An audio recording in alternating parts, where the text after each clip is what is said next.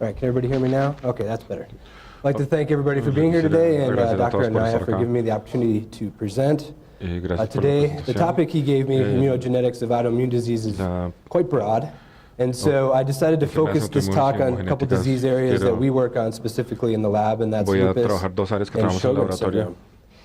So just a quick outline of the talk, and talk a little bit about a brief introduction of genetics and where we've come in the past decade, a little bit about lupus genetics and the major findings we've had in this past decade, a genome-wide association study we recently published in Sjogren's syndrome, more of a candidate gene approach that we used where we identified this gene called OAS1.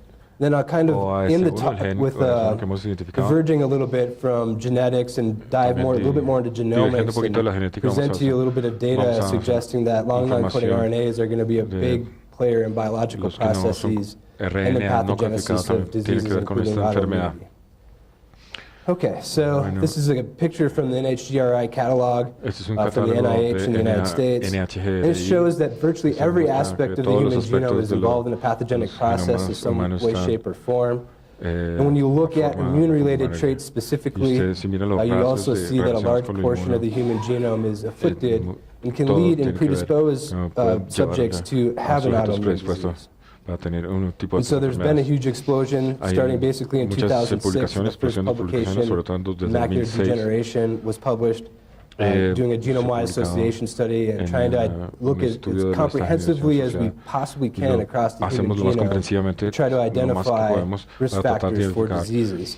And you can see as we kind of wind up 2013, there's almost 2,000 publications now that strictly use the keyword genome-wide association studies.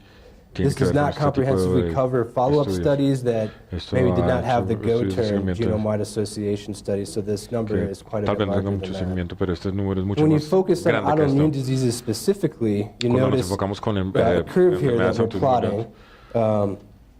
The year here given by the number of publications specifically focusing on genetic publications. You can see a relationship there obviously based on the number of publications to the number of risk loci that have been identified. In inflammatory bowel disease, more than 160 distinct regions of the human genome have been found to be associated.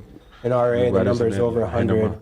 MS as well as over 100. And the current published data in lupus has this number at about 50. Studies that I'm involved with, I know that there's at least another 50, probably another 100 out there. So we'll conservatively say now there's about 100 regions associated with lupus. However, you can see way down here at the bottom of this curve is Sjogren's syndrome. It's lagging far behind these other diseases and only has about 10 loci described currently in the literature. And so the basic premise for these studies is really quite simple. There's obviously a lot of statistical modeling that goes in behind this, but the basic principle of how this works is quite simple. And so you have affected and controls. And you basically look for difference in distribution of alleles or variants within the genome between the affected and the healthy controls. And you do basic statistics, you can do chi-square. Typically we use logistic regression so that we can adjust from some parameters like gender, and we can find association with disease. And so in lupus, this has been extremely successful.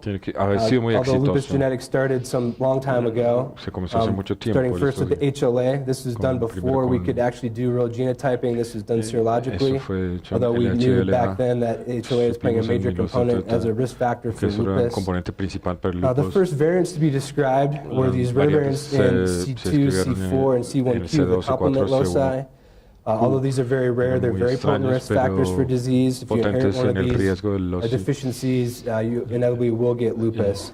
Followed by those were the Fc receptors. And then an astonishing accomplishment had happened, and that was we completed the sequencing of the human genome. That happened around about 2003, and that really led to a huge explosion in human genetics research. Shortly after that, a locus called IRF5 was described as associated with lupus and is now probably outside the HLA, the most widely replicated association with disease. And interestingly, in some populations that are non-European, such as Hispanics, IRF5 is a stronger risk factor than HLA for predisposing you for disease. Excuse me. First genome-wide association study, as I mentioned, was published in 2006. In 2008, Lupus had 4 publications that came out in relatively similar time span. The one in red here is one that we were involved with. So, as I mentioned, there's been more than 50 loci that have been reported and published in lupus, and these fall in a lot of discrete pathways of interest. DNA degradation and apoptosis, there's a series of loci associated with that. TLR and type 1 interferon, TLRs have been talked about this morning by Dr. Sokas. And type 1 interferon signaling has been widely appreciated to be important in the etiology of multiple autoimmune diseases, including lupus. We have multiple risk factors that have been identified in IR5 and IR7, so multiple IRFs, IRF8, which I'll talk a little bit more about here in a little bit, have been identified. So NF-kappa B signaling is also an important pathway in pathogenesis. TNF-AIP3, which is a gene I'll talk a little bit about in a moment.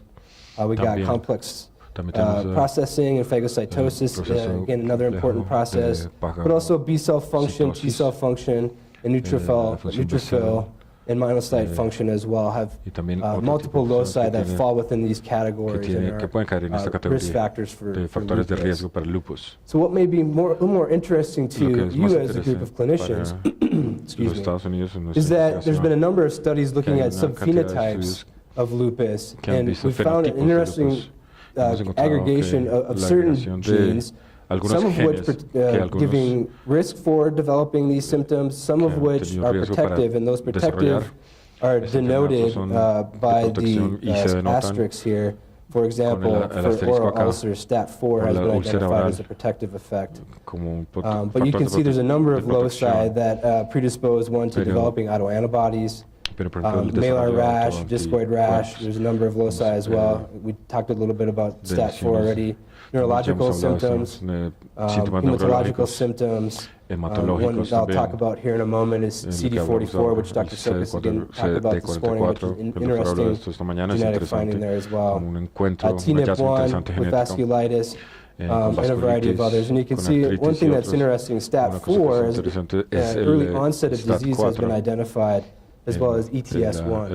And so multiple loci have been identified by our group at Local Medical Research Foundation, one of which is this locus here, where the results, and I'll show a number of these plots, and for you that are not used to seeing these, what I'm plotting here is the inverse log of the p-value. So what that means is that as a variant becomes more significantly associated with disease, the icons, or the figures, the diamonds, or the squares, or the circles will move upward on the figures, so the higher up, the more statistically significant they are.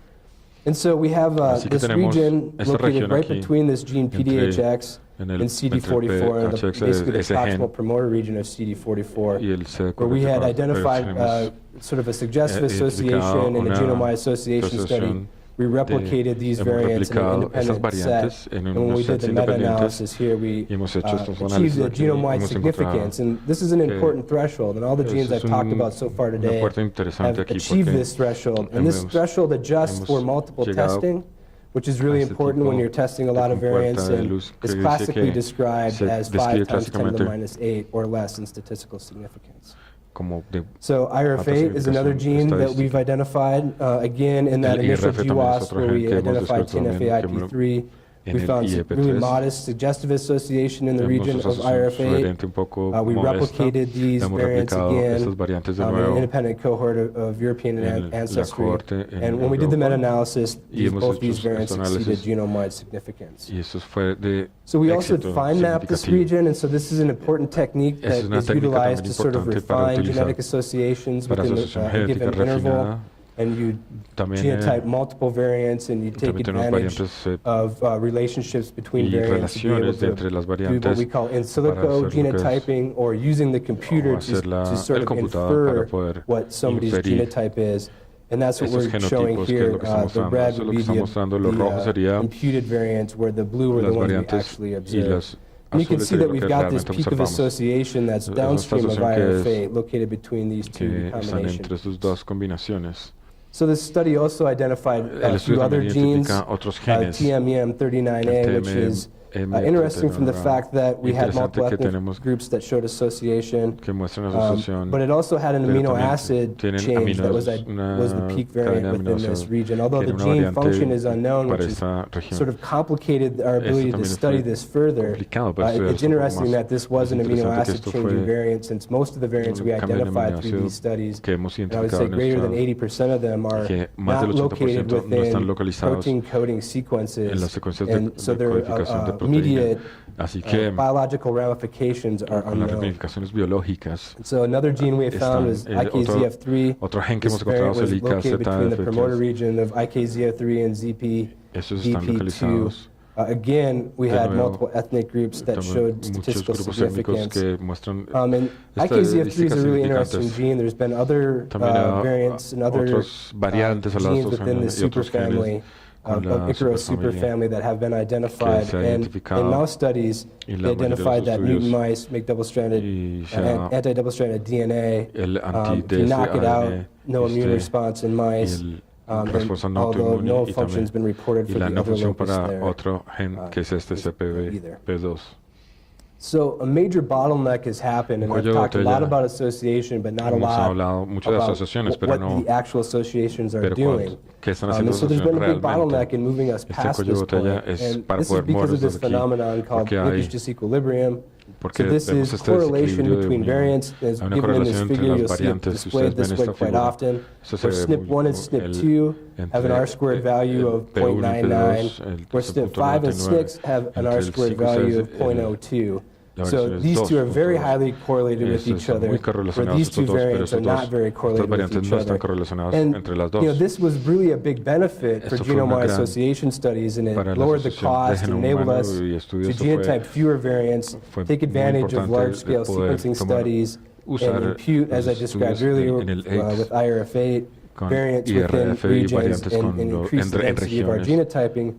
But it also makes causal variant identification very difficult. When you have a number of variants that are very highly correlated with each other, it's impossible using statistical genetics to decipher the difference between these two. And the next step is you have to go to the bench. And so from our group, well, before I get to that, there's a lot of ways in which variants can impact biology. And almost any part in this figure that you can imagine, from transcription, through translation and even post-translational modifications, could be impacted by variants that are associated with disease.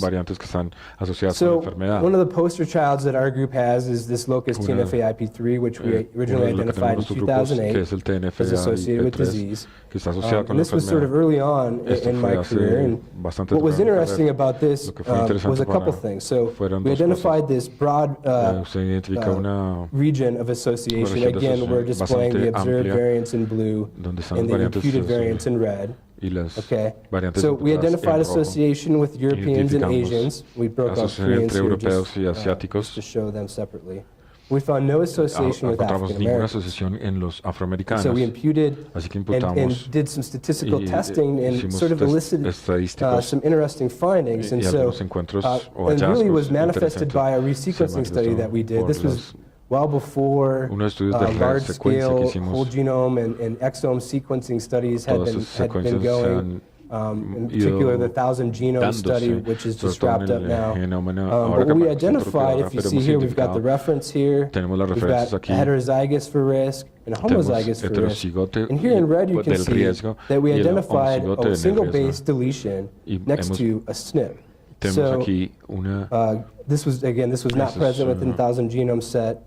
And we kind of affectionately call this the TT to A polymorphism.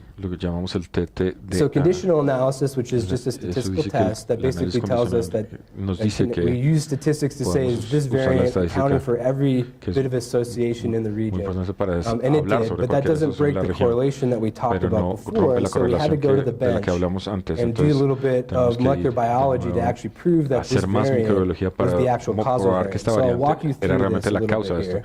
And so what we're showing on the top here are the gels of an assay called the molecular mobility shift assay.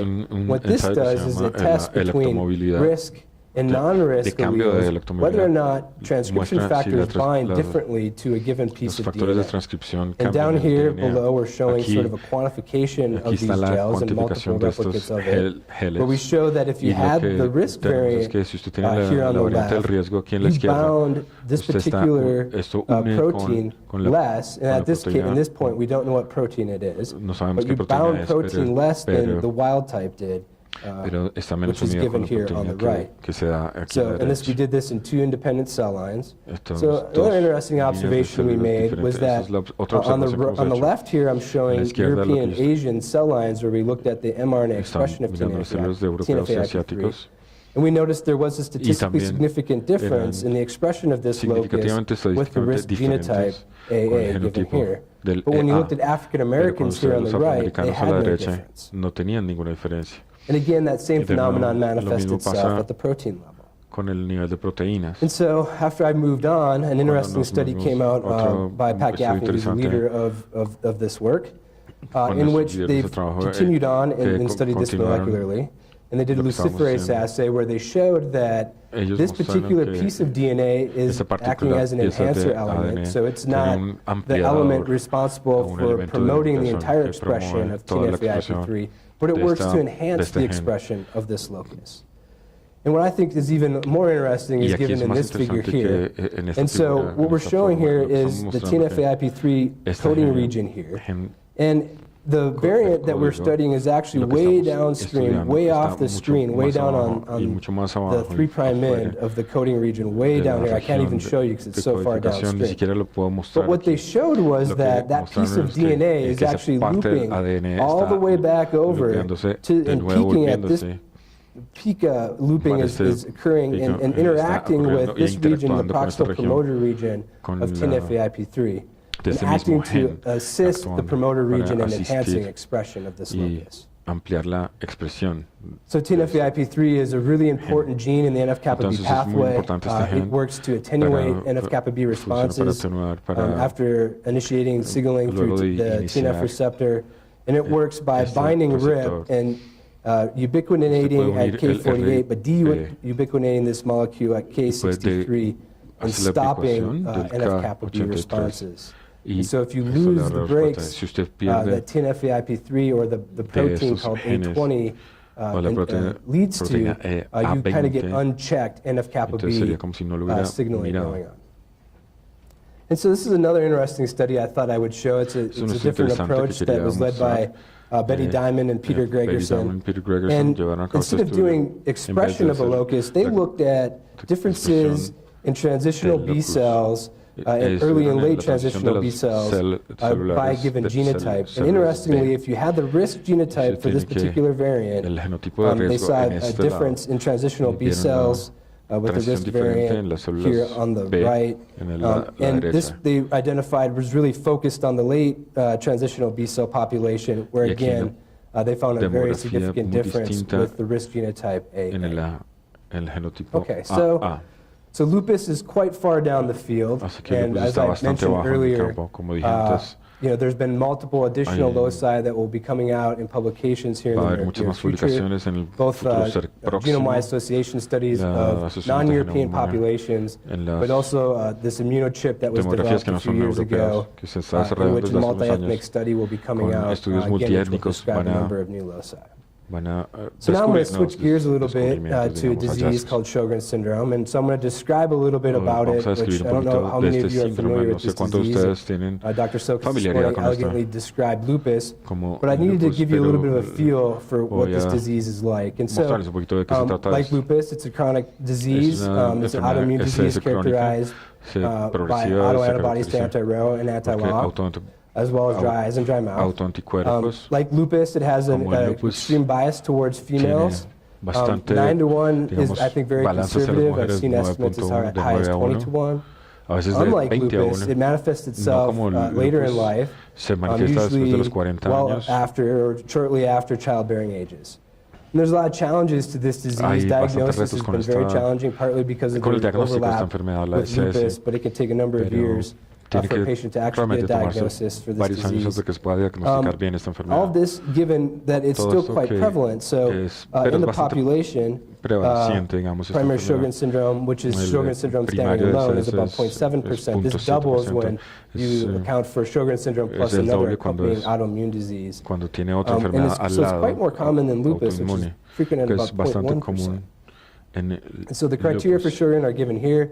This is the La AECG criteria para- criteria. el There's been criterio a para new clasificación criteria proposed que se recently that's proponen undergoing some hace modification, poco, tiene which is algunas going to basically modificaciones lead que to a tiene blending que- of the AECG and what they call the ACR como criteria, la unión and entre become el actually ACG ACR-ULAR y consensus se va a criteria. volver un But criterio under this único classification entre estos scheme, dos que estamos you either acá. have to have Usted tiene que focal tener- lymphocytidinitis Tiene que tener given by a cianuro focus score dendritis, of lymphocytes greater than 1 within the minor salivary cítica focal, gland, or tiene que autoantibodies to anti-Ro and or anti-Law.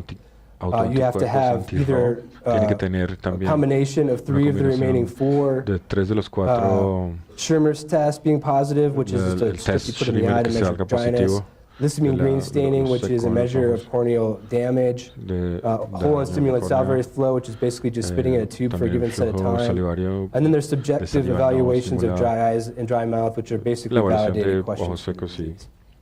boca And I seca just want to también. show this figure Esto again to también. remind you Quiero that mostrarle Sjogren's esta- is way behind the rest of the slide de diseases nuevo in terms of porque papers describing genetics. el SS está bastante In abajo fact, para describir it's right at about 100 con la today. genética y And tiene on this un slide, you número can muy basically bajo. list all the En esta different studies that have slide reported puede ver positive todos los associations with Sjogren's. There's estudios que han been hecho a lot of conflicting reports in the con- literature, hay primarily bastantes due to the reportes que decrease se in sample conflictúan entre size.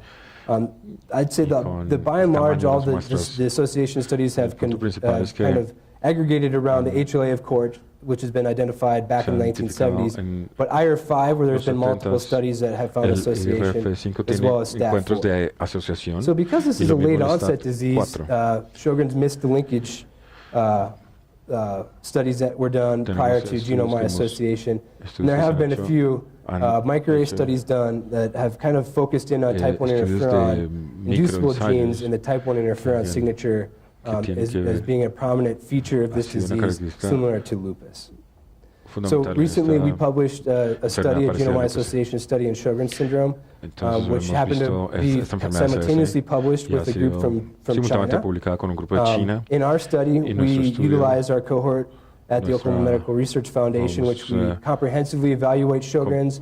We have hacemos una ophthalmology, comprensión dentistry, as well as de la rheumatology cohorte represented con in a la single day. So hematología this is en basically con a algunos one-stop días. shop for Simplemente es patients to come in and get una all the avenida necessary del tests to paciente, get ¿no? diagnosed. Y le damos un test para But we needed a bunch of diagnosticarlo. external collaborators Pero around the necesitamos world muchos to colaboradores participate externos para que in order to make participaran a en study esto, para like this poder hacer go. un estudio In que fuera aggregate now, we have around 2,000 bueno. cases Tenemos ya 2,000 casos that we've collected. que hemos coleccionado. And so the first study that we did El primer estudio que was hicimos utilized a very modest, very low usamos, genome-wide association study, but took advantage of asociación de the genoma inexpensive bastante bajos, immunochip, fue which I kind of bastante alluded to económico, earlier, nos llevó in a- which we did independent replication between GWAS and immunochip, and had about independientes. 23,000 variants that we could Tuvimos test for 23,000 association, variantes que pudimos and testear combine para the data. las And so asociaciones. here is the final Aquí result, and I está el guess to resultado nobody's final, surprise, para que, pues no es una sorpresa well, para nadie. HLA was by far the El- most statistically el significant HLA region. fue la región IR5, más which had difícil. previously El been IRF5 suggested in de este multiple gen, independent eso studies, surgió now en muchos vastly estudios. exceeds genome-wide association Se, threshold,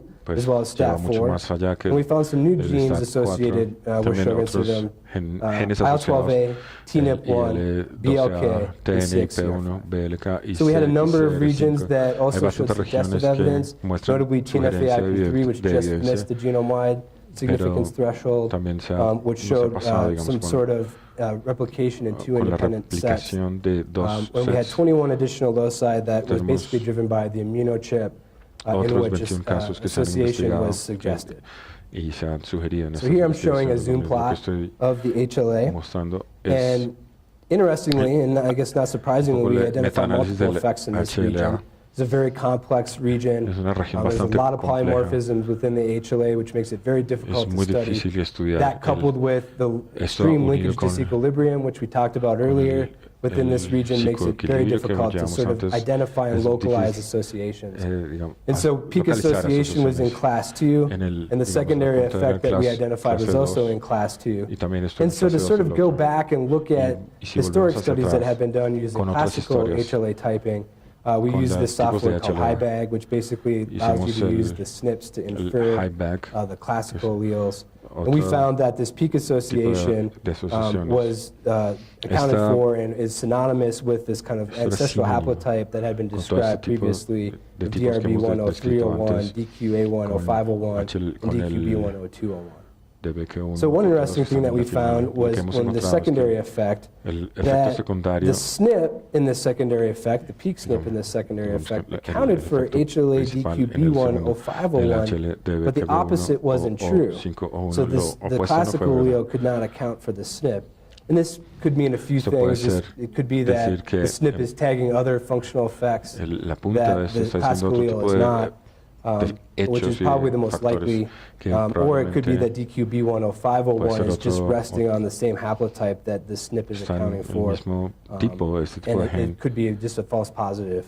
But much more work needs to be done. The HLA is very complicated, and it's almost impossible to use statistical genetics to really decipher what's going on. And so here, just showing zoom plots. They're kind of small, but it's just to give everybody a feel for what the data look like. On the top here are all the regions that overlap with lupus, which since there's so many clinical similarities between lupus and Sjogren's, that we found that quite interesting. IR5 was one region that had 2 independent effects within it. Let's see here. So we were also very interested in identifying loci that didn't overlap with lupus. So obviously, they're not the same diseases. And so for us, really what we were after was finding regions that weren't similar. And so down here on the bottom of the slide are 2 regions that aren't currently in the top 50 lupus genes, IL-12A and CXCR5. So just to give you a little bit of a summary about this, and one thing that was really interesting is that we've been involved with other genome-wide association studies in lupus, and of course watch the literature and other autoimmune diseases as well. So one thing that was immediately apparent is that these genes fell within a few discrete pathways. And so over here, we show TNF1, which is TNFA-IP3 binding protein 1, interacts with TNFA-IP3, that's given the name. It works to attenuate NF-kappa B responses, as we described earlier. And so that we found that to be quite interesting. IR5, one of the most replicated lupus genes, is also a risk factor for Sjogren's. Interestingly, is a transcription factor for the beta subunit of IL-12, and that's particularly interesting because, as I mentioned earlier, the alpha subunit IL-12A, this study identified as a risk factor. And so, downstream of IL-12 binding its receptor on a T cell, that leads to STAT4 activation, which again is a risk factor for lupus and leads to interferon gamma signaling. So CXCR5, I think, is kind of widely known as a cell surface marker of T follicular helper cells. That in work that I won't describe today, that's ongoing within our foundation, seems to be a really important cell type within the salivary gland pathology of Sjogren's patients, but also has been identified on B cells. And BLK works downstream of the B cell receptor. Okay, so I'm going to move on to this other locus that we identified in more of a candidate gene approach, in a little bit different way of identifying risk factors for disease than sort of the classical genome-wide association approach. And so we talked a little bit earlier about gene expression profiling studies that have been done in Sjogren's, and we participated in one peripheral blood study in which type 1 interferon inducible genes known as the interferon signature, found to be overexpressed in a subset of patients that tends to really highly correlate with autoantibody titer for anti-Rho and anti-LA. And so we are interested in taking advantage of both expression data and genotype data en to la sort of see if we información can find any de los relationships genes, si hay alguna within relación the signature con that weren't la immediately firma apparent que using genome-wide association approaches. con And how this works is aproximaciones del you take a genoma, variant, y hay una podemos you have tomar una either a variante, G or an o una A, G o una and A, that's in the promoter region, let's say, of en this la gene. región You promotora could de have este gen. Podemos allele tener G lead to a lower solamente expression una of G y this una gene, and expresión gene más A baja de lead este to gen, increased expression y of this la gene. es So una this expresión happens más alta actually de all este over the gen. human Y genome, esto where variants por todo el are genoma responsible humano, for donde driving los variantes expression son and increasing and responsables decreasing para expression of mostrar genes. la expresión But you y also have to aumentar la sort of expresión de los show, genes, using pero también genome-wide usted tiene que association or mostrar any la other asociación de genoma approach humano o that cualquier these otra risk aproximación, factors que actually estos factores de are riesgo en associated realidad with están disease asociados con la independently enfermedad of the independientemente expression de la analysis. expresión And so this o del analysis análisis is de la called expresión. EQTL, or Esta Expression expresión se Quantitative llama la Trait Loci. EQTL. And so this is just another way we Esto es just are displaying these data here, is Esto es separating otra the forma de mostrar antibody la positive. información.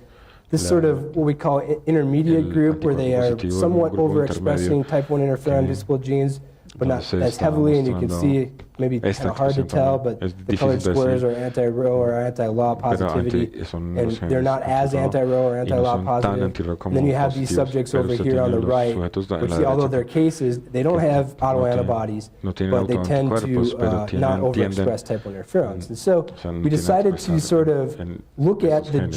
genotype Cuando vemos expression la relationship expresión using this del genotipo, EQTL esta asociación, for the esta genes relación, within this signature, and we identified hemos one, identificado only uno, one, solamente where uno, it looked like the que SNP parece- was driving expression. So although in the Así que GWAS, this p-value en was esta- quite modest and would be este very valor difficult P to want to follow it up in the es future, algo the que podemos EQTL seguir en el p-value was futuro. quite significant at 3 × 10⁻⁹. Entonces, And so we decided to continue this and follow up and utilize additional data that was y tener available más información and adicional further que estaba replicate this disponible variant para in a replicar phase esa 2 variante genome-wide study that's happening in en our los lab that's estudios de not genoma quite que está done.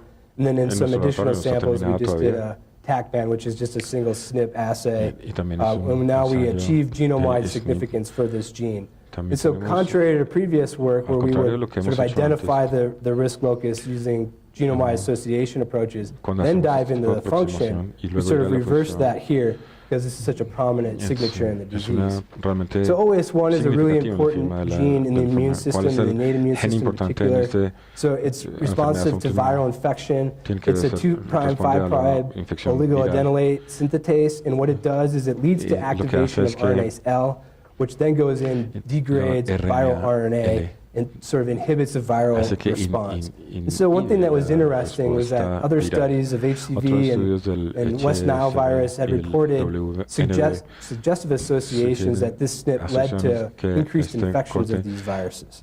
muestra And infecciones so, de as I virus. mentioned, we had Como microarray data, and we tenemos decided to look at it a little bit more deeply. datos And micro- interestingly, y hemos estado we mirando más noticed there was profundamente 3 esto. probes on the microarray. And so the probes are located in 3 pruebas en different esto. areas. And so probe 1 is La located prueba here. uno que está So aquí. it is synonymous across these 2 given sinónimo isoforms. de las dos Probe formas. 2 is sort of on the edge of this La dos particular que está en el axon, so it límite picks up esta both axis, isoforms de as este well. eje. Where probe 3 is on the very end of this Probe tres axon, so está we can al final, differentiate así que isoform podemos 1 versus diferenciarlo del isoform uno. 2. And this is particularly El interesting isoforma uno because de the los variant we formados identified is at a splice donor Lo que site hemos of this es downstream axon. identificado. And so we looked at our Eso data, estaba- separating by genotype, Cuando miramos with risk nuestra genotype información on the right. And la so we risk noticed genotype de that la probe izquierda, 1 and el probe 2, probe uno, identifying probe both y el 2 identifican los dos isoforms, con showed a los dos decrease in isoformas, expression. y se Okay? decrecen Where en la probe 3, expresión, which pero la really identified prueba tres isoform 2 and specifically led to an increased expression se of that incrementa la isoform if you expresión had the de risk esa allele isoforma again si usted on the tiene el right. factor de riesgo a la derecha.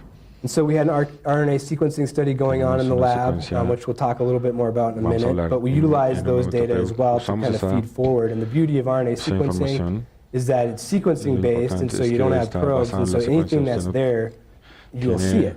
And so we todo- identified cualquier multiple cosa que está aquí isoforms, usted lo puede ver. some of which were not present in databases Así before. que no hemos But when we visto look at, again, the información antes, P46 pero el subunit, P46 we la see, or subunidad, isoform, excuse me, we La see iso- its la expression isoforma, is perdón, dramatically decreased, a esta p-value of expresión 10 to the ha minus 30. bajado el valor Whereas P the other mucho, a menos isoforms, 30, pero las their otras expression is isoformas increased. And so, since P46 has been described in the literature as the full-length isoform, one would expect it to be the most enzymatically active. And so this leads us to this question of whether or not this would increase viral load and decrease enzymatic activity, which we don't really have a question for, or we really can't answer that question yet. And then we've done some work in between that observation with the RNA-seq study and this here, but I thought this was really interesting to show. And so, based on some experiments we did, we decided we wanted to try to transfect these isoforms and specifically pull them out to test them for enzymatic activity.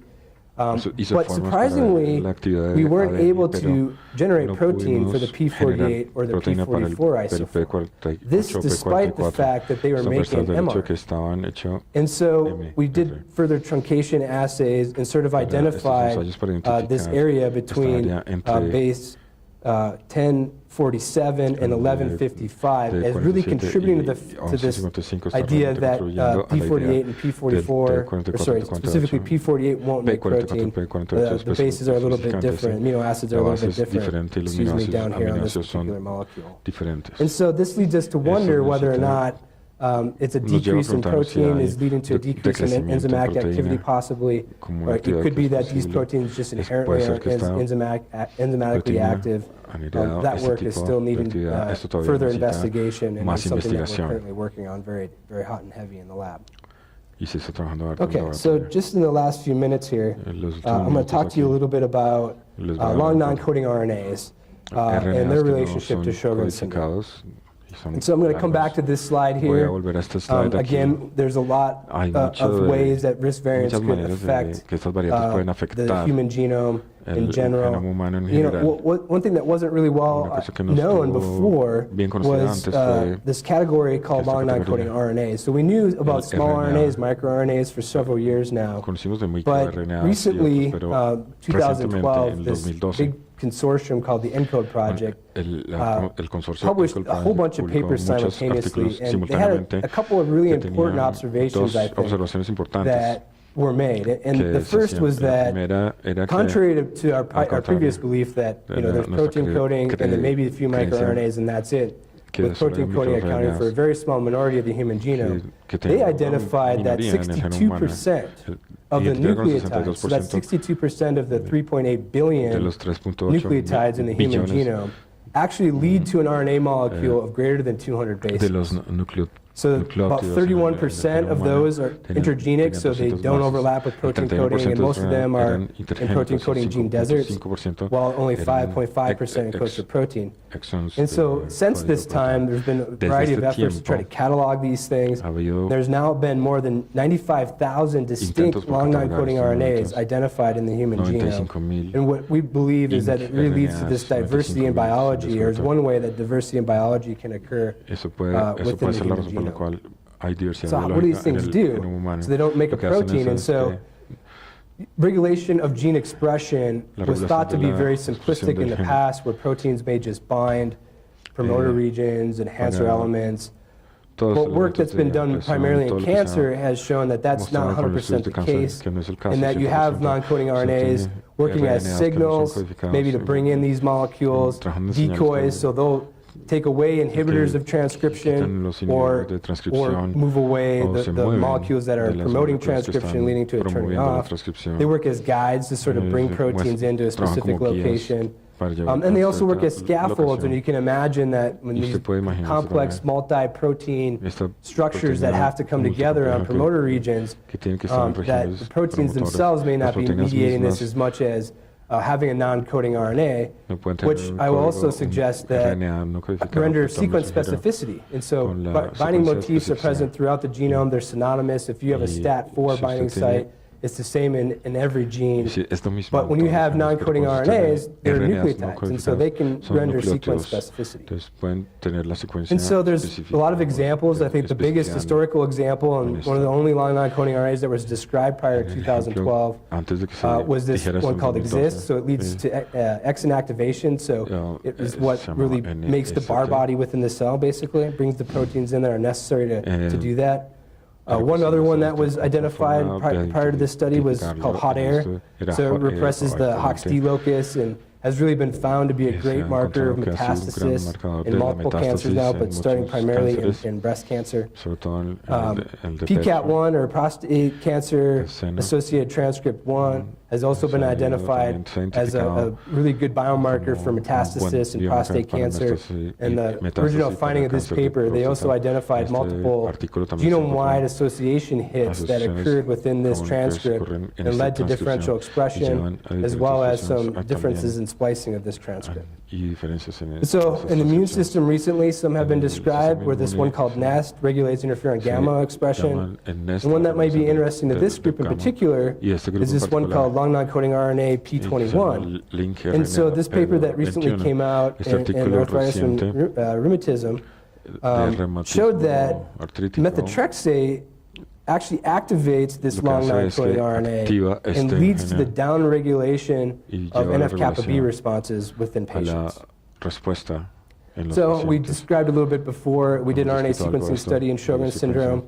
And here, this slide's kind of busy, so we really started out using whole blood. This is easy sample we can collect, and the RNA right from blood collection is locked down.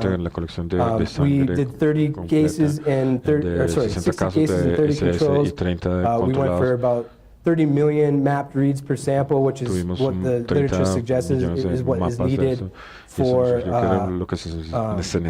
differential expression analysis. And after quality control, we lost 6 samples. And so we did multiple subset analyses, but really what I want to show this slide to illustrate is that in blue here are protein coding genes that were found differentially expressed between cases and controls.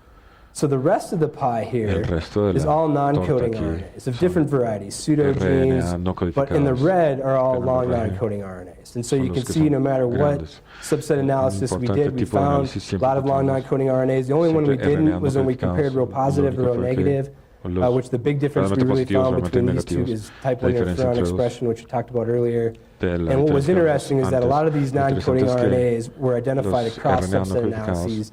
It really could be a marker of Sjogren's as a whole. So it's a lot of transcripts. There's more than 400 of them that we had to kind of weed through, and funding was limited for this particular project. We used sort of pilot money to drive it, so we had to prioritize. And so we used bioinformatics data to really help do that. And to illustrate this, I'm going to talk about this one particular non-coding RNA at 2p25.1, which had these statistics here. And we use these databases, the UCSC Genome Browser, which has a huge depth of data, cataloging the ENCODE data that I described earlier, as well as multiple other data sources. An in-house tool that was developed called GammaSeq, talk about in a minute, and this other one called LinkRNA2Function. And I know this is tough to see, but I'll sort of walk you through. There's no real good way to display these data. So given here on the top is the transcript. Given here, it's in green. It has 2 axons. One axon's here, and the other one's here. And so what was interesting immediately was that in EBV transformed B cells, actually, transcription factor binding sites were identified flanking this transcript, specifically IRF3, STAT1, and STAT3, so we found that to be very interesting. So other studies that had been done by the ENCODE project, they did some RNA sequencing studies, as we talked about earlier. They identified that in white blood cells, the darker the blue in this panel, that means the higher the expression. They found this transcript to be most highly expressed in white blood cells, followed by the lymph node, which was really important for us since we did whole blood. And the primary cell type there that would be expressing transcripts besides neutrophils is going to be white blood cells. So in EBV transformed B cells, they also found transcription of this locus, and this is just a histogram of the data that they found within that region. And so this is great. We know now that this looks like this is real. It's not an artifact of sequencing, of RNA sequencing. So now we've got to sort of move further and say, okay, what's it functionally doing? And because these are so new, the vast majority, 99% of them or more, are not, their functions are not described currently in the literature. And so we need to use tools to sort of predict what they're doing. The one that we developed in-house is called GammaSeq. And what it does is it sort of uses protein coding genes to infer what a gene of unknown function, or in this case a non-coding RNA of unknown function, may be doing. And what was immediately interesting to us is that we found a whole slew of relationships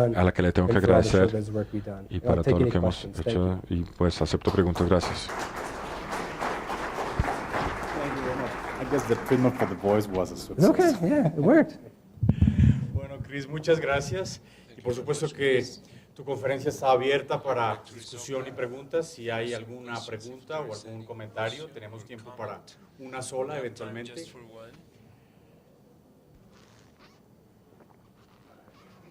Te identificas y tu origen, Manuel. Your name, please, and then the question. Manuel Franco del Instituto de Genética de la Facultad de Medicina de la Javeriana. Institute of Genetics of Javeriana University. I'm really impressed by those few genes that might distinguish lupus from Sjogren. And you have CXCR5. Usted distingue el SS del lupus. Y no lo entendí bien. Yeah, so Okay. as I mentioned, we just got a grant funded to look at this more in depth. And in the grant, we Ya tenemos describe more in depth some work that we, other work that's not investigar más a happening in my profundo lab, but it's que nos está happening with some pasando en mi colleagues of laboratorio, pero en mine working algunos really de closely colegas que with, están trabajando en esto. where we think that T donde follicular creemos helper que cells are playing a really important role within the esto está salivary gland, haciendo un papel muy and importante. forming these sort of Estamos formando este tipo germinal de center-like formations that we las see formaciones que within the vemos gland. en And entonces working to cooperate mirando with B cells. cooperar And so con los este tipo de data looking at células. T La cells información specifically mirando las suggests células that this is an expression difference. son las expresiones son Looking at whole blood, you diferentes. don't see that as cleanly, Mirando and en la so sangre I believe miramos que there's eso es something with claro, that. pero creo que hay I algo think en it's eso. going to be really Va a complicated. ser We don't muy really know. complicado, no It's sabemos a really realmente. exciting locus. Es un locus But muy, hopefully in digamos, a few years, and then maybe the emocionante, pero fourth en los symposium, I próximos can come años, back tal and vez en share el with you cuarto our simposio findings. les puedo And, encontrar but my y gut's telling me is decirles something with the T nuestros follicular encuentros, helper cell nuestros hallazgos, biology y que tenga is que really ver con what that gene's doing, and qué maybe the biggest será que lo difference que está between haciendo lupus estos genes, and con las Sjogren's as diferencias far más grandes con el as, lupus, maybe that gene goes. So. en lo que tiene que ver con ese gen en particular. Muchas gracias, Chris, por tu conferencia.